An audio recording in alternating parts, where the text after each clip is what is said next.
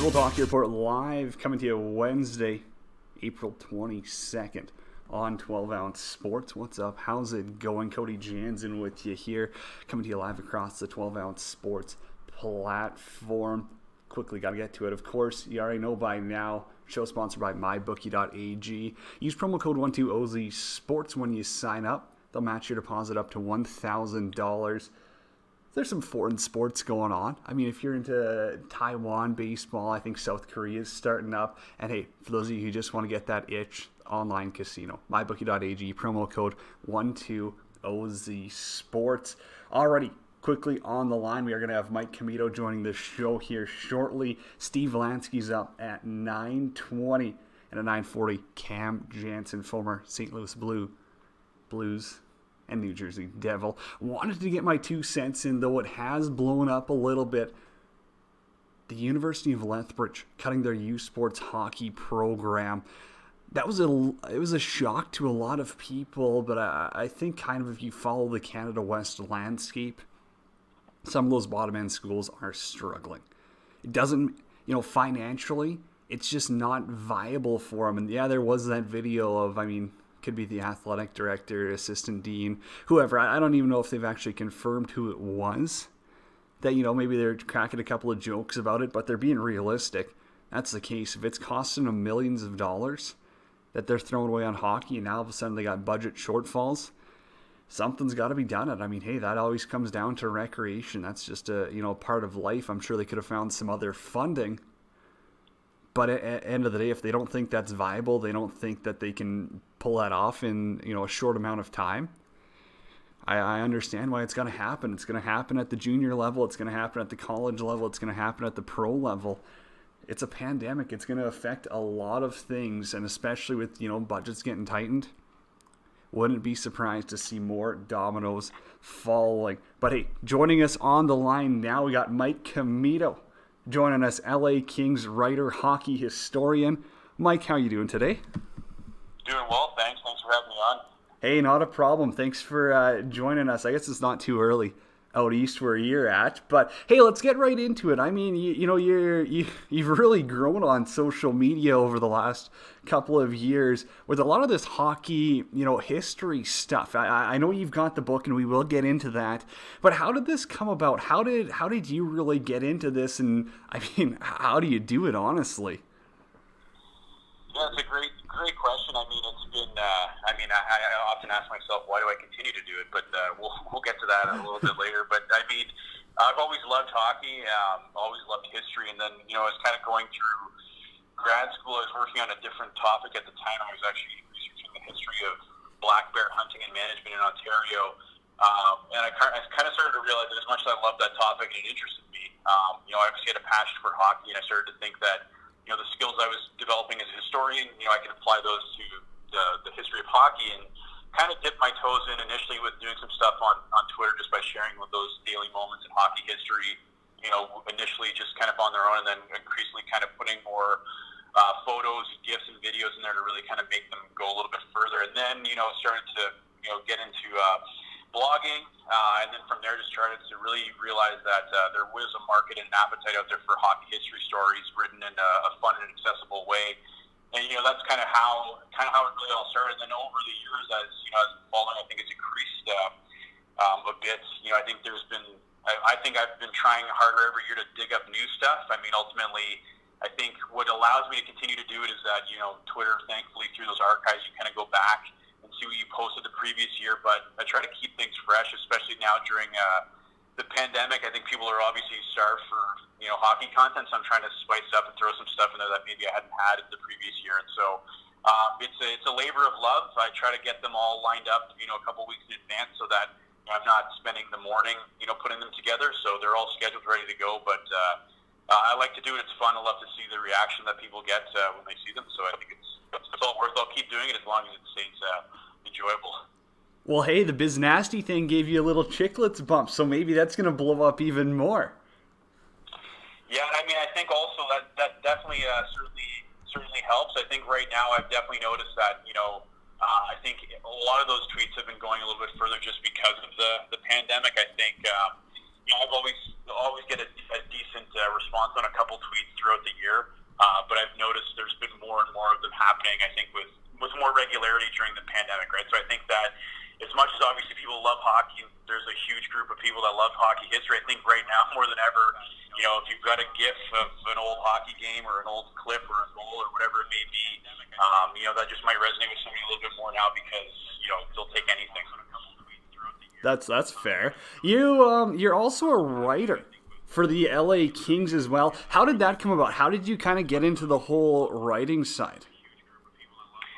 Yeah, so that actually kind of also ties back to Twitter a little bit, but I mean, I'll try to make it, I have to go back in time a little bit, but I'll do my best to kind of speed it up. So I was blogging for the Royal Half, which is a great LA Kings fan blog, and so they had, I won it was the Royal Half Next Top Blogger competition probably about, I guess at this point now, almost 4 years ago. So I did a whole season writing for them, kind of doing a little weird Frankenstein mashup of California history with Pacific Division previews and things like that.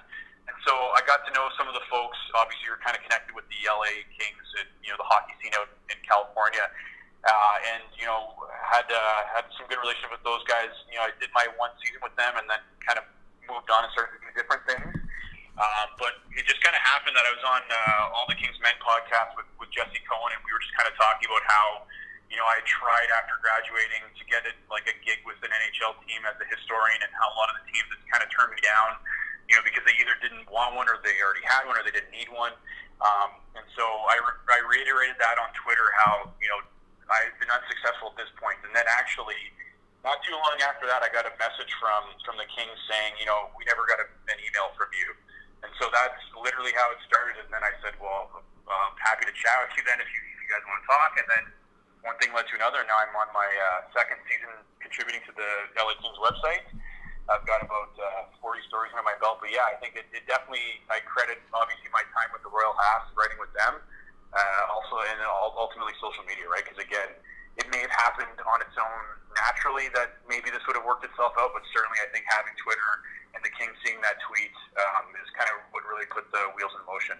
Hey, social media is its own beast nowadays. Let's talk a little bit more about the Kings. I do want to get your thoughts on the season because, hey, they went through a lot of highs and now they're kind of going through those lows. It's just a part of sports. I mean, I think the New England Patriots are going to be the next major, not dynasty to feel it, but you got to be bad to get good eventually. That's kind of just how it works. But for the Kings this season, I mean, give me your overall thoughts on this, on the year. Did you find some high notes out there, or was it kind of this where you're thinking, hey, we got to turn some players over? I think certainly the Kings are obviously in the middle of that rebuilding process. And certainly, I think we saw, the frustration on a lot of those players. I think Drew Doughty was pretty candid throughout the year, that it was obviously some days were harder than others to go to the rink, especially when you're in the middle of a losing streak. And this is a player who's been obviously an integral part of those 2 Stanley Cups. He's used to winning, and now, this is the second year of kind of being down in the basement. I do though think that, towards the end of the season, right before, the NHL pause had happened, the team was on a 7-game winning streak. You started to kind of see a different change in attitude. Maybe guys are starting to be, a little more happy to come to the office every day, so to speak. And so you kind of got a glimpse as to what the team, might look like, now that you're seeing them have fun again, right? And I think that's something that, Kings fans should be optimistic about. Ultimately, I think one of the things I always think about in terms of one of the high points, and I think there are some for sure to go back, but I mean, ultimately Gabe Vilardi making his NHL debut in February, I think was an awesome moment, for Kings fans, but also for him, right? I mean, he had been drafted, a couple of years ago, pretty high, and after getting drafted, had some chronic back problems, and kind of a little bit of doubts as to what that would be for his NHL career. After having a good season in the A, he got called up, and I think you're kind of just hoping that hopefully he has a good game. We can start to see, some promise there, and hopefully, become an established player with the Kings. And I think he kind of blew everybody's expectations away when he scored a goal, within the first 10 seconds, setting an NHL record for the fastest goal by a rookie at the start of a game. So, I mean, I think that was awesome to see that happen. Ultimately, again, another idea of, glimmer into a little look into the future. So you've got those moments, but ultimately, I think, even from my vantage point of kind of watching the team from afar, and also being in a city where, you have a junior hockey club, you start to now think about, what's the team going to look like in a few years when some of these players like Alex Turcotte and Arthur Kaliev and whoever they draft this year, start to make it into the fold and kind of complement that existing veteran core that they have there. I think that's the great part. Ultimately, there's always going to be tough times, but I think, given the fact that the team has won, 2 championships in recent memory, I think the fans know what it takes to win. And hopefully they're a little bit patient longer, because I think, ideally, things will start to pay off in the near future. The team's done a great job at, establishing their prospect pool and drafting it, so I think that'll only continue. Now, I mean, with you out on the East, the Kings have kind of dipped into some of those prospect pools out there in the OHL, the Q, and such a little bit more than I guess I think I would have normally expected or seen them to do. Is there, a couple of guys, I know you mentioned like Turcotte, Kaliev. Is there, someone else maybe who you're pretty high on, who you think that next season can actually jump into the lineup? Yeah, that's a great question. I think that in addition to those two, I think Akil Thomas is one who, again, if you watch the World Juniors this year, he was Clutch. Came in and scored that pivotal goal to seal the championship. He had, I had the chance to talk to him earlier this year when he's still with Niagara. He ultimately got traded to the Petes towards the latter half of the season. And, the Petes are kind of poised to, I think, make a run in the OHL playoffs this year, but ultimately we won't get to see what that would have looked like. But he's just a really fascinating guy as well. I think obviously his on-ice play speaks for itself, but he's got a lot of cool stuff going on. He's got his own clothing company. He's currently starting his own podcast now soon too. So, I mean, he's doing big things on and off the ice. Not sure how these guys will necessarily fit into the lineup next year. I don't think that given, the cycle the team is on, I don't think we're looking to necessarily think that the team is going to be in contention, next year, maybe even the year after that. So I don't have any information on that, but I wouldn't think that they're in a rush to bring these guys up. I think ultimately, if you're able to integrate them in a way that makes sense, I think that's what they're going to be looking to do. But I don't imagine that they're going to be in a rush to pull these guys up. Kaliev, I think, was on pace for another 50-goal season. I think he has one more year where he could potentially play in the OHL, but ultimately maybe look at him turning pro and developing his skills elsewhere before hopefully making the jump to the Kings lineup. What other changes do you expect to see them make in the lineup this summer? What changes do you think are maybe mandatory is not the right word, but what direction do you see them taking? Is this, maybe starting to flip the stone and getting rid of some of those older guys who really they're not going to win another championship? Yeah, I think ultimately it's going to depend on where those ping pong balls land. I think, obviously they have one of the deepest prospect pools in the NHL, as determined by quite a few folks, I think, who have a keen knowledge on that. And so I think at some point, you're going to get to the point where you develop your prospect pool, and at which point you start to kind of convert some of these things, either by, like you asked earlier, bringing some of these guys into the mix, or do you then determine that, there's a way to bring in somebody who can start to have a more immediate impact by potentially trading off, some of those, aging players accompanied by, some of those younger pieces to try to get somebody who could maybe shorten that window. I think that's something that the team is going to start to look for as well, because ultimately, you never know with prospects, right? I mean, I think ultimately everyone, you have an idea as to how it can turn out, but at some point the team is probably going to have to start looking at, what can we do in the near term in order to kind of start to shore things up and maybe start to turn, this tanker around. But yeah, I think it'll be interesting to really see what happens in the summertime and where they end up falling. I think, they're still in the position to get a really, high pick, and especially in a really deep draft this summer. So maybe it's something that could only just add to things, and they're going to kind of keep going in the way they are, because ultimately the payoff will be huge if all of these prospects pan out and they all are able to make the jump to the NHL and convert, to NHL playing. Now, switching topics or switching gears a little bit here, we got to get into your book a little bit before we got to let you go, but Hockey 365.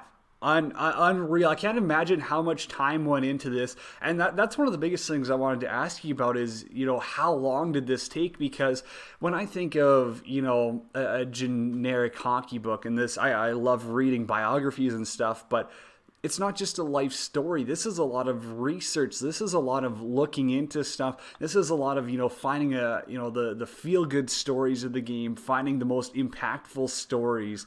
Like, how did you get the idea for it, and how long did this take to really put to paper? I wanted to write a book. I had a book deal with an academic press, to take my dissertation and turn it into a book. I realized at that point I didn't want to do academia anymore. I wanted to really kind of focus on hockey writing, and I, finally decided one day, life's too short. I want to write a hockey book, and so I canceled my contract with the university press and then started pursuing this idea. And the idea really came because obviously I think I'd been building a pretty decent archive with the tweets on Twitter about this happened on this day in hockey history. And I'd already written, quite a few stories over the years for places like Vice and Sportsnet about, hockey history moments. And so got a deal to kind of focus on it as like a day of, like almost a word of the day calendar, but for hockey history. I wish I could tell you it took a long time because unfortunately I had such a crazy schedule to get the manuscript flipped around that I actually only had 6 months to do it. So I signed the contract in August, and the first draft had to be handed in January. So it was actually an insane period in my life because I did have to find and then research 365 different stories. So, I would spend my time kind of going through my own Twitter account to see what tweets I had in the past that I thought were significant or performed well. And then ultimately, because it's, writing a book is different than sending out a tweet. You can't, delete a page in your book if you got the story wrong. So I then spent, some significant time corroborating each of those moments to make sure that A, it did happen on that day that I thought it did, and that here's the exact details. And then just kind of, converting those into stories. I think ultimately, as I kind of got going on it, you got into a rhythm because they're all each of the stories is only a page, right? So as I was going, you started to get into a groove as to I know how I can do this in a page, and I know how to like shorten this and condense it in a way that's not going to, take away from the significance of the moment, but also give enough details. And so I think by month 3, I kind of had a good groove going, and but again, a lot of late nights, very patient wife, had to take some time off work to try to get it all done, but to get it in on time, actually a couple days early. So, but I would never do that again, not at that clip. That's unreal. Well, hey, Mike, I appreciate you jumping on. We'll have to get you on in the summer. I think we got to talk a lot more about that book. I think there's about another hour we could definitely go in discussion on that. But hey, thanks for getting in touch here on this Wednesday morning. Yeah, absolutely. Happy to talk hockey history anytime. Mike Commito, our guest here on World Hockey Report. We're going to hit a quick break. We'll come back. Steve Valansky. You remember those baby blue blazers that Hockey Night in Canada used to wear? Well, yeah, he is one of the OGs. We're going to get him on after the break. This is World Hockey Report with Cody Jansen on 12 Ounce Sports.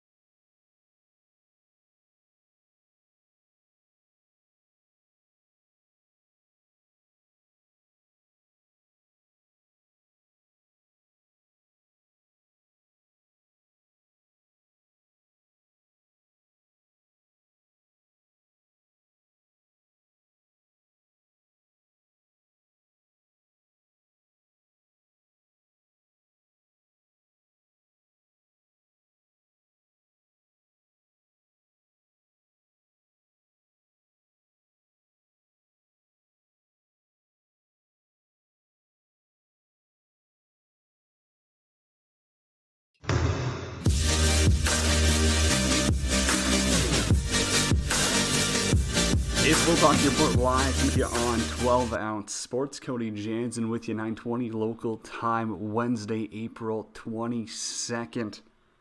Just a reminder, if you are looking to freshen up that closet a little bbit, you got to go to 12ozsportsradio.com. Go into the My Store tab. Hey, everything up there. Doesn't matter, you want shirts, sweatshirts, phone covers. They got new beach towels too. Those are looking pretty sharp. That's 12ozsportsradio.com under the Our Store tab. Pleased to be joined, the man behind Big Mouth Sports, Steve Lansky. Steve, how's it going on this Wednesday? Pretty good, Cody. Sitting in Toronto, beautiful sunshine. Can't ask for much more. It has been nice up here. I think yesterday we got up to like plus 18, which obviously a high for the spring, but not going to complain aside from being, cooped up a little bit. You still get out for a walk and still enjoy that sunshine. That's it. The daily walk is what's keeping me going, my friend. Seems like it's that way for a lot of people. But Steve, obviously, I mean, your hockey ties, they're rich throughout the Canadian hockey history. And I want to just get your thoughts quickly. Obviously the season hits pause last month, but, what was your thoughts on the 2019-20 season as a whole and how things were going? Because there was some pretty cool storylines this year.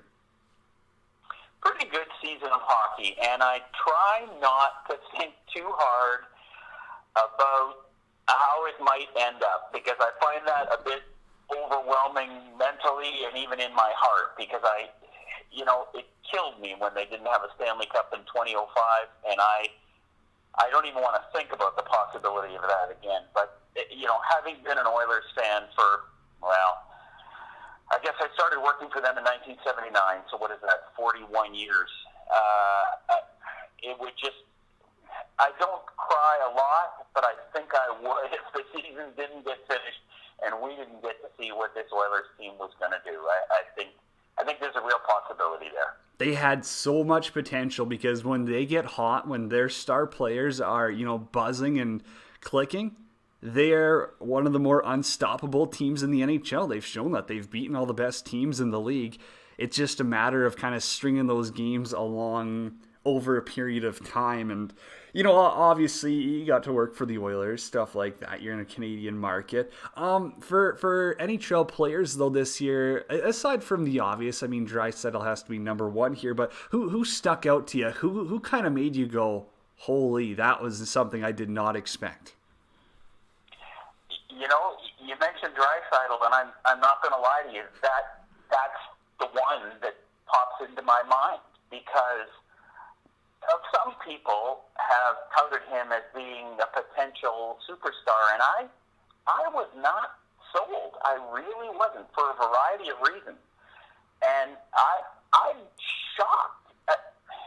I'm sure there's different words, but the one that comes to mind is shocked at the kind of season he's turned in so far. It really has surprised me, and it'll be interesting to see if they play the playoffs, whether or not the Oilers will be able to keep him and McDavid apart so that they're not a one-trick pony, so that the other team can simply shut them down whenever they want to. I think it's going to be fascinating. I really do. I have a hard time believing, though, with the way that Draisaitl and McDavid have been playing this year, that there's a D pairing in the NHL that can actually contain them for a 7-game series. I have a hard time believing it's not the same Draisaitl that we've seen last year. I mean, I was on the exact same side of you. I was kind of pessimistic, and it's a damn shame he can't get his defensive game together. Well, I think he really bought in this year. I hate to use those generic terms, but Dave Tippett's the best coach for him. But I don't think that is a generic term, Cody. I think that's exactly right. It's all about your mindset. Let's say you're 80% there, and then you use the term bought in. Well, that's 100%. Not everybody gets to 100% buy-in. That's why a lot of guys never, ever succeed in the National Hockey League. And I think you said you didn't think there was a deep pairing that could shut them down. There isn't. The problem is, if they come up against a team that gets it entirely defensively, that's when you start to struggle. When they understand that whatever team is playing the Oilers, it will require a 100% defensive effort. That's where you see, that's what separates the men from the boys when it comes to that kind of a series. and whether or not the Oilers actually have a team that can go to the next level. And I mean, that's, going to take a lot of heat for this one, but that's why I don't think that the Flames or the Canucks would have a chance of stopping the Oilers. And Vegas, if anyone, probably has one of the best. Vegas, St. Louis in the West. Those are the only two teams I could really see, kind of playing that defensive style as a team that could cause them some problems. But other than that, really, nothing too crazy. Now, I've been asking a lot of the Edmonton reporters this, and obviously, I mean, since you follow along pretty closely, you can be heard on the Low Tide too up here on TSN Radio. But if you are Dave Tippett, who's starting Game 1 for you? Is it Koskinen or is it Smith? Oh, that's a great question. So you're assuming that we're not going to get any regular season games played, which I don't think we are. I think it'll start. No regular season, no exhibition. I mean, you're starting Game 1, Battle of Alberta. Right. Yeah. I'm going to say Mike Smith because when Mike Smith is hot, how do I explain this? I think he's better on a hot streak than Koskinen is, if that makes sense. Here's what I'm trying to say. When Smith gets on a hot streak, his hot streak is better than Koskinen. That's just my opinion. Plus, he's got more experience in that cauldron. So to me, he would start Game 1, but I'll tell you, if I'm Dave Tippett, there's no favorites being played there at all. And I think those two guys know that. So I think once it starts, it's all up in the air after literally the first 10 minutes of Game 1. We go from there kind of thing. Nothing, absolutely nothing would be carved in stone.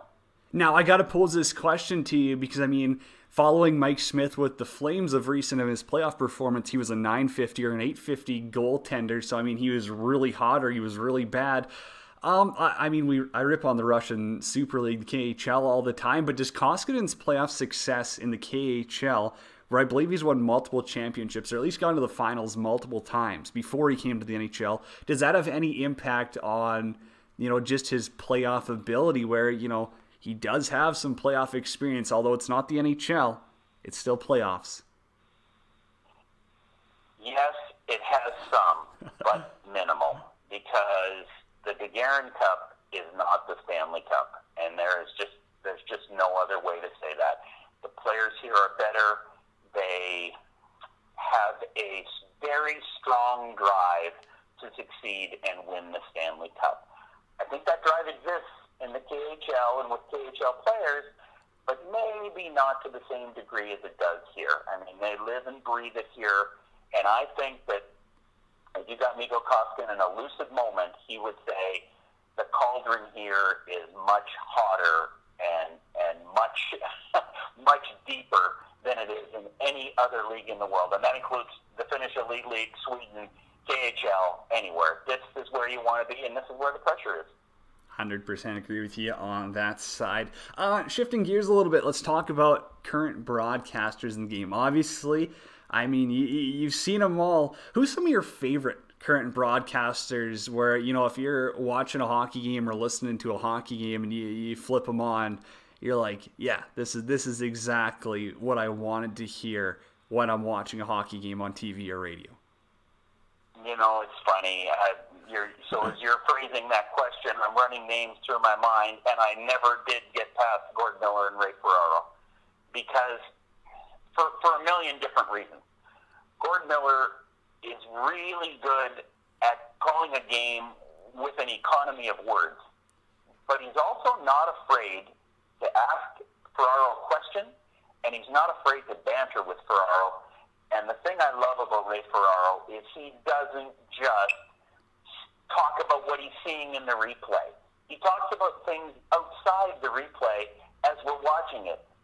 We're not morons. We can see what happened. The pass went here, went through this guy's legs, that guy, shelved it. We get it. We can see that. I don't need a repeat of that. I need something fresh and new while we're watching the replay. And Ray Ferraro does that. I think those two in the last, I'll say 3 years, have just clicked it up another level to where they really are the only pair in Canada that is on their level. They're the best. They're the best. I mean, you actually you hit the nail on the head. Those are exactly my favorites. It's not half the reason the World Juniors is so special, but it's half the reason the World Junior broadcasts are better than anything else. I get it, TSN's production for that. You know, the budget's obviously skyrocketed, but having them behind the calls on all the biggest games, it just makes it so much better. It honestly does. There's no one who can compare to those two. And it's funny, we were talking earlier about 100% buy-in. And to me, Miller and Ferraro, you know, use whatever air quotes you want, they get it. They get that this is an entertainment business. We're there to entertain and inform, but entertain is a big component. And when I look at a lot of play-by-play and analyst combinations, they get the inform part, but they don't seem to get the entertain part. They don't get that it's okay to have a laugh. It's okay to enjoy each other. It's okay to poke a little fun at something. That's not sacrilegious in hockey broadcasting.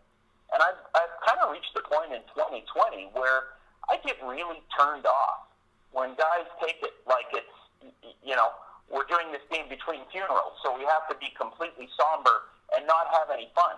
If you're not having any fun in the broadcast booth, what kind of fun do you think I'm having watching? Answer: zero.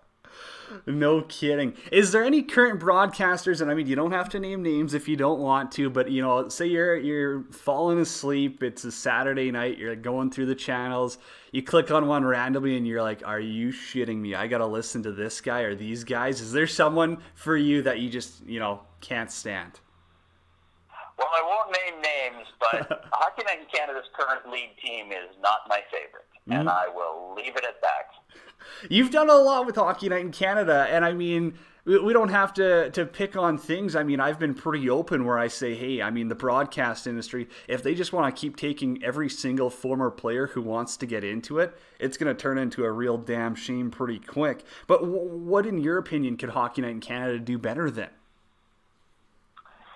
You know, Cody, I should start by saying if you want to get into that deeply, I'd be happy to come on again because, honest to God, I texted somebody yesterday and I said, I might be talking about Hockey Night in Canada tomorrow on the podcast, and he said, have they laid aside 6 hours? And we laughed. But that, honest to God, is I wouldn't even know where to begin. It's like when you have a machine and you add and take away little parts of it over the years, in the end, it doesn't even resemble the same machine. And I think a lot of us who produced the show, and I produced Hockey Night for 5 years, I think a lot of us who produced the show romanticize the way it used to be and the way it was. But so many things have morphed and changed and slid and become something that is not, it's just not good television over the years, that I think you literally have to cut it right down to the wood and start from scratch if you wanted to bring it up to where it should be, which is, let's face it, the most important sports television show in the world. There's no other way to say it. That's what it is. It has gotten to a point now, and I mean, I know a few people on the broadcasts, so, you know, it's not like I'm ripping on them. I honestly really enjoy Colby Armstrong, you know, whenever he gets his opportunity there. But it's gotten to a point where it's so repetitive. It's the exact same thing every year. And I mean, I think back to when I was a kid, you know, watching the Mika Kiprusoffs, Matt Sundins, you know, Brett Hulls. Hockey Night in Canada was something different every single Saturday, and it was something I really looked forward to. So it is a little bit of a shame in that sense where it's almost gotten stale. We got about 2 minutes now. I did want to ask you, because you tweeted out something the other day. It was a funny Don Cherry thing. Do you have a funny Don Cherry story that sticks out to you from your time working with him? Oh, yeah. I guess what you're talking about, there was a brawl in Montreal, between Montreal and Philadelphia. I don't know what year it was. I guess it was 86 or 87 in the Stanley Cup playoffs. And I just happened to be in the studio with Cherry and McLean and the lighting guy who was asleep in the corner, but he has to be there because it's union. So we're in the small studio in the Forum in Montreal, and we're just chatting before the game. I've done a feature. I've given my feature to the truck. I've basically got nothing to do but watch the game, and I'm sitting there, and Ron and Don are watching, and all of a sudden this brawl comes on the monitor. And we're like, is this going on the ice? So I run out of the studio. They can't leave because they don't know when somebody might come to them for a live report or a news report, or they don't have any idea. So I run out, and it was probably only 45 feet to the ice surface, and I look, and this guy's all over the ice. And I came back into the studio, and I said to them, this guy's all over the ice. I said, this is the stupidest thing I've ever seen. And Don said, what do you mean? What do you mean it's stupid? I said, this is idiotic, Don. I said, the game hasn't even started. I said, this is juvenile. He's a professional hockey. And he starts to get agitated. And he kind of stands up, and he and I are probably 6 or 7 feet apart, and he stands up and he says, what do you mean this is stupid? I'll tell you right now, this isn't stupid. And I said, look, this is the dumbest thing I've ever seen. If you don't let, and at that point, Ron says, you know, Steve, I think it would be a good idea if we just, if you stepped out and Don and I could do this piece. So I left the studio, and I never saw Don again that day, but the last time Don and I talked, we did not exactly see eye to eye.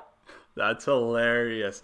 Wow, what a way to end it. We are going to have to bring you on. We can go on for hours, as you said, about Hockey Night in Canada. It is still a live show. The podcast form comes out, iTunes, wherever you get those. Comes out about noon today. So Steve Lansky, our guest, thank you so much for joining us on this Wednesday morning. It's been a blast, and we will be sure to get you back on sometime this summer.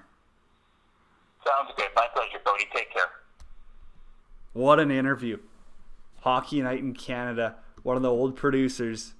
Hey, great idea. You gotta go check it out too, Big Mouth Sports. He's got a great website up there. There's so much. I mean, I know we talked to Mike Comito about some of that hockey historian stuff.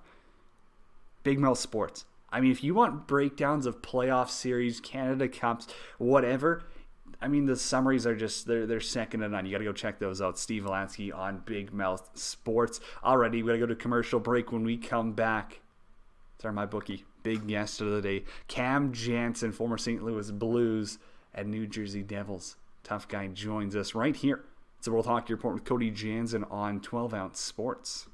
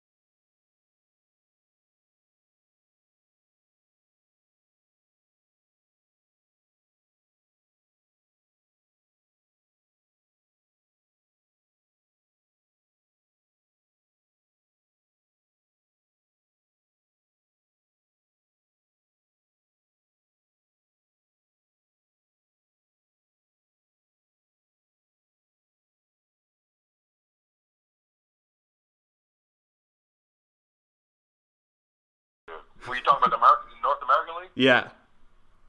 Oh yeah, dude. I'll tell you. I thought we were already on.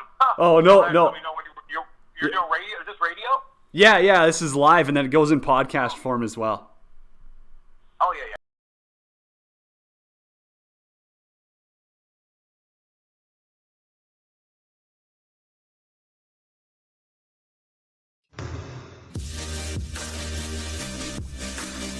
It's World Hockey Report live from here on 12 Ounce Sports. Cody Jansen with you, joined with Cam Jansen, now former St. Louis Blues, New Jersey Devil.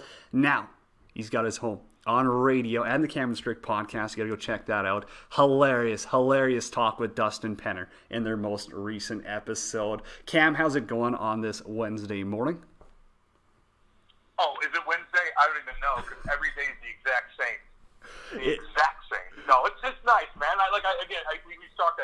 I do the radio in the office. I do the podcast in the office. I do all the video stuff that you need to do, the Zoom calls and whatnot. I think I've been on my phone more than the rest of my life combined in the last 3 months. Oh, exactly. I'm scared to look at my screen time on my iPhone. I don't know how to delete that, but they really should get rid of it. Yeah, I know. It is depressing. Cam, we'll get right into it. Hey, I mean, you played in the Null, which, that's kind of where, was that your first stop in juniors then, I'm assuming? Yeah, it was right after AAA. I think I was like 15, 16. I started to become a man at a younger age kind of thing. Like I was getting developed, I was strong, and I made the St. Louis team, so I didn't have to leave my family, which is a big thing. So I got to go to high school, and then I have games at night, on the weekends, and all my buddies from high school would come watch me play, and that's when there was 4 or 5 monsters on each team. Like it wasn't it's the college kind of theme that's going on right now, where you kind of go in there, there was monsters, and I'm a young kid, just got my driver's license. My dad would have to drop me off once in a while with some of the practices and stuff like that, but then I go out there and fight all the 21-year-old kids, and men, I should say. And, sometimes you get your butt kicked, and then, you figure it out. And you get your confidence, you build your confidence. And then, of course, a year after that, I went to the Windsor Spitfires. Now, it was, the toughness was dying down, but yet again, when I was in Witchy, Paul Baxter running the organization, I'm sure you've heard of him through the hockey world. Oh, yeah. But it was like, oh, yeah. We didn't, kind of your third line, you still wanted to be able to play hockey. No, it didn't matter. Like, if you weren't over 6'3", 200 as a junior player, you weren't playing on the third or fourth line. Like, they still... It was run for the fans' appreciation, and in non-hockey markets, as I'm sure you saw with some of the smaller places, especially down in Texas, like the fans love the tough stuff, and that's just what they built for. They're built for selling tickets, not for going to college like it is nowadays. Yeah, no, I know, and that's where people were making money. Certainly, the St. Louis Sting organization was not making any money. I think we went through like 130 players that year, and 5 coaches, and Rick Zombo got fired at the beginning of the year. Like imagine that. And Zombo's a great friend of mine, a Blues alum, of course. We all hang out. Coaches Lindenwood College here in St. Louis, but Zombo would have been my coach throughout that year, and he wasn't. And I looked at that, and I always talk to him. I'm like, damn, dude. I go, if I would have had your knowledge, and you would have calmed me down, and actually, I could have played hockey. Every shift I went out, I buckets off. I'm like a child fighting grown men, and I'm just like, my buddies are in the stands. I'm like, screw this, buckets off, let's go. And if I would have had Zombo just think, okay, you could do that, Cam, but here, let's try to play the game too. By the way, but I figured that out in Windsor for the most part. I could imagine you were just the king of high school down there too, eh? Like being a student and being on the local junior hockey team. There's nothing better at that age. Dude, I was, all the guys were older than me on the team.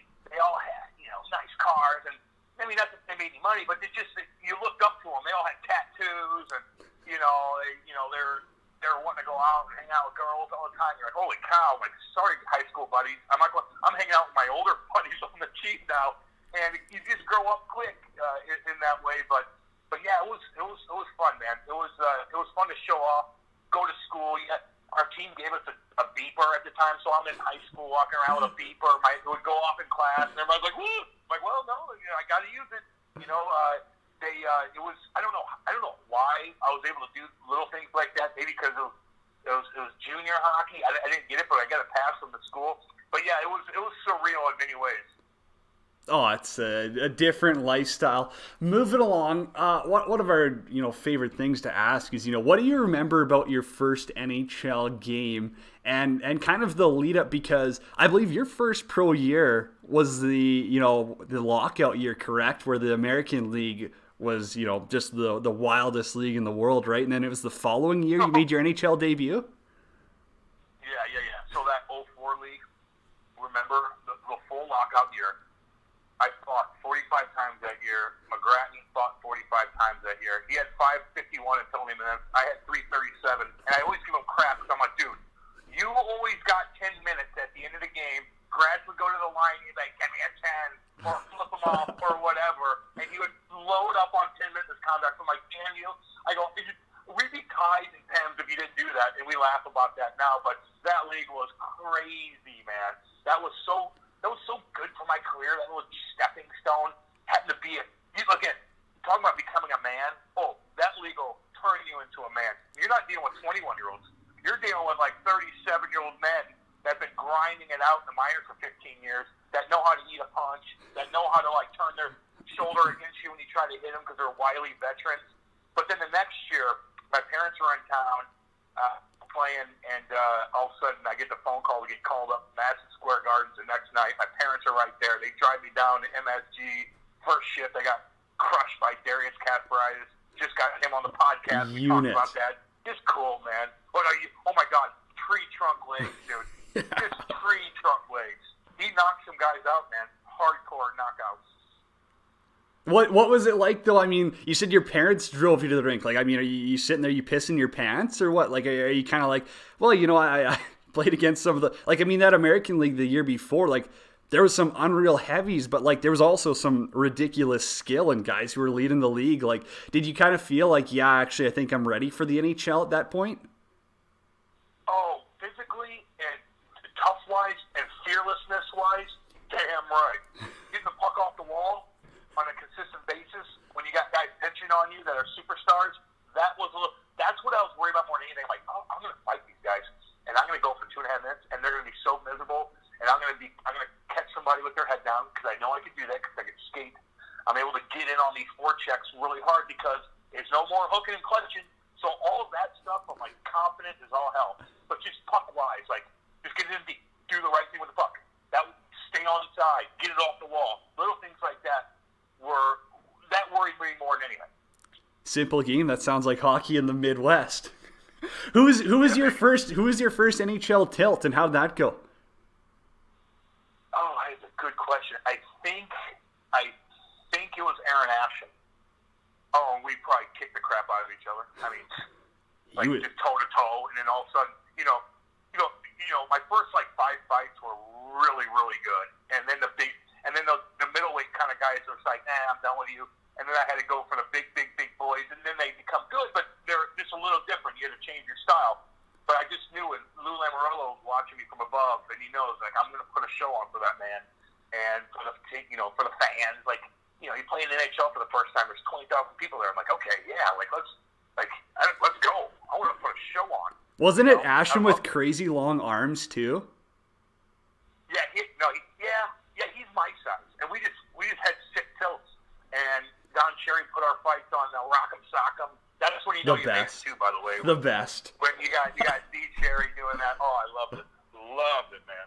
I had him on the pod too, by the way. Yeah, no, I heard that one. That was great. Just because, I mean, like you and Andy, like, you guys are able to have a good conversation with guys, and he brought out some of his personality, which honestly, like, I've heard him on other shows, and even I listened to the Grapevine too, but like, he doesn't go that deep into his personality. He had some pretty funny stories on there. I definitely enjoyed that one as well. Cam Jansen, our guest.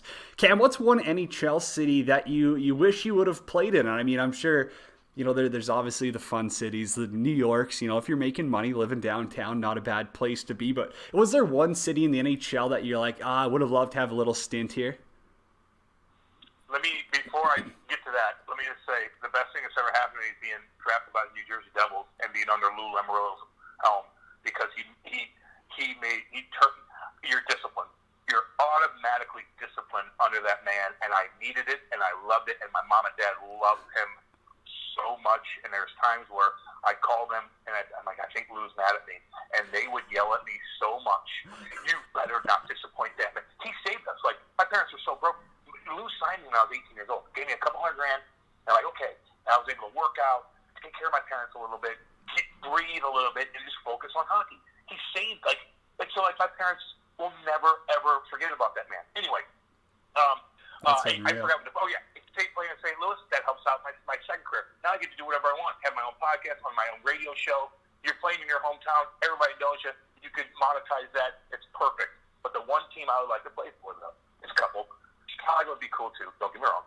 Montreal would be cool. New York. But if you play for Toronto, you're in the Mecca. If you're the man in Toronto, like Wendell and Ty and Belak and Darcy and Sunday, like, you're the man. Like, you are in the Mecca of hockey. And if you're under that alumni, and you could just always, you're just set up for life, man. If you go and you play for that Leafs uniform and you bleed for that team and you're a warrior, you can do whatever you want for the rest of your life in that town. And you're in the middle of hockey Mecca. Does that make sense? Oh, you can make an extra couple of bucks doing some advertisements there, too. I'm sure you wouldn't have minded that. The endorsement side's, it's ridiculous up there. So I give Carla Koyakabo crap. I go, Carla, you're lucky you got traded to the Leafs. I go, you're lucky. Now he's doing TSN. I hit with him all the time in the morning. Oh, just a great guy. But, yeah, dude, you play for the Leafs. Everybody knows you. Okay, I gotta ask you. At the end of your career, you also went over to the EI. I mean, I know a bunch of guys who have gone over there. What was that like? Because there's still some pretty tough guys, but also like the lifestyle's totally different. Like, it is a culture shock. Yeah, it was awesome, man. And don't get me wrong. You know, I've put 10 years in the show. You know, I'm pretty popular. Like, they treated me probably the best you possibly could be treated anywhere. You know, like, we go over there and, like, Kate and I they just loved us. But I worked my ass off for them. And I went out there and fought and put on a show and played like I would. Because a lot of these NHL guys go over there and like, I'm going to toe drag. Sometimes it works. Most of the time, they don't even want to deal with it. They're going over there to hang out. I went over there, and Corey Nielsen, the coach, we had such an awesome team. The fans were packed every night. They wanted to see something, and I brought it for them, man, every single night. And if Kate and I ever need to go back to England, we could do whatever the hell we want. And not even in England, too. Even the fans, they hated you at the beginning, but now they listen to the podcast. I think our podcast is like ranked 4 over there in hockey podcasts right now, because I interacted with all the fans, even in Scotland, when they're making fun of me the whole damn time. And it just, Kate and I can go over there right now, and we'd be comfortable in any place in Great Britain. Put it that way. And I'm not exaggerating on that either. That's unreal. It's awesome to hear. I mean, that they take care of you. I know that there's, some places I got stuck over in Czech Republic, and, that was just a nightmare. Oh. Like, it was there. No one on our team spoke English. Our coach didn't speak a lick. None of the teammates did, and it was just an absolute nightmare. That's tough. But I got about two. They were so awesome. Oh, what did you say? I said the Brits are so awesome. They speak English. They all drink. They love fighting. They're crazy. They're awesome. Oh, it's definitely, it's an emerging hockey country. It is. It really is. Now, we got about 2-3 minutes here. I got to ask you, you got two teammates that really stuck out when I go through your career. You got McGillney and you got Big Walt. I mean, you can choose, but I'd love to hear a funny story about one of them. Oh, well, let me tell you about Almo, Alexander McGillney. Let me tell you about this man he comes over here, has a defect. He had to leave his family, hardcore. Like, I had Kobe on the other day, and it's like easy for him to come over, but Almo in the early 90s, late 80s, that was really rough. That guy's been through a ton. He had a Hall of Fame career. Then he plays in Jersey, and I get there, and he wasn't playing great. He's already won his cups, and all of a sudden Lou puts him on my line, 4th line, and he's making a lot of money, and he puts it. And I was so bad trying to play with him because I'm dumping it in trying to kill guys. He had to adapt to my game, and he never complained to me one time ever. Always talked to me. Always pump my tires up, even if I didn't get the puck in the net. And I know he was rattled the whole time, always hit me on my ass or anything. Then he'd sit down and talk to me about money. And I'm like, it just go right over my head because he's such a smart man. And he's like, Cam, you got to do this, you got to do that. I'm like, dude, I'm just spending it right now, man. I don't, you're cool. When I sat there, I listened to him. Alexander McGillney, unbelievable human being. But Keith Tkachuk is probably my favorite teammate ever. He is the funniest human being you'll ever meet in your life. He was so funny. He was so funny when he made fun of Paul Kariya in the locker room. So funny when he made fun of our head coach, Andy Murray, every single day. He was the funnest guy I've ever played with. One of the coolest guys I've ever played with. Good friend of mine. He lives in St. Louis. His kids are awesome. His daughter is probably the toughest one in the family besides his wife, Chantel. Great family. Love them all. That's awesome. Cam Janssen, can't thank you enough for joining us on the World Hockey Report this morning. Thank you for taking the time. Anytime, dude. Cam Janssen. Wow. Oh boy, that guy's got stories for days. That was really cool. And so thanks to him for joining us. Of course, hey, Mike Comito joined us this morning. Great talk. Their podcast is going to be up iTunes, Google Play, wherever you want to find it. Steve Lansky as well. Boy, there's some great Hockey Night in Canada stories that we could definitely get into. That's a little spell with Dawn. Tip of the iceberg. That's hilarious. And Cam Janssen, unreal. Of course, hey, you want to support 12-ounce sports, go to mybookie.ag, sign up. First deposit, use promo code 12OZ Sports. They're going to match it up to $1,000. That's going to do it for today's show, 9:58 local time, Wednesday, April 22nd. Pete's Power Plays is coming up next week on the show. Jillian Kemmerer. That'll be a good one. Talk a little bit of KHL. Sam Faber as well. And Chris Faber. Wow, 2 Fabers booked up. You get some Canucks talk in there as well. And the women's game, NWHL to Toronto. That'll be interesting. Alrighty, that's going to do it. Got to get out of here. Until next week, Cody Jansen, World Hockey Report, signing out for 12-ounce sports. Have a good day.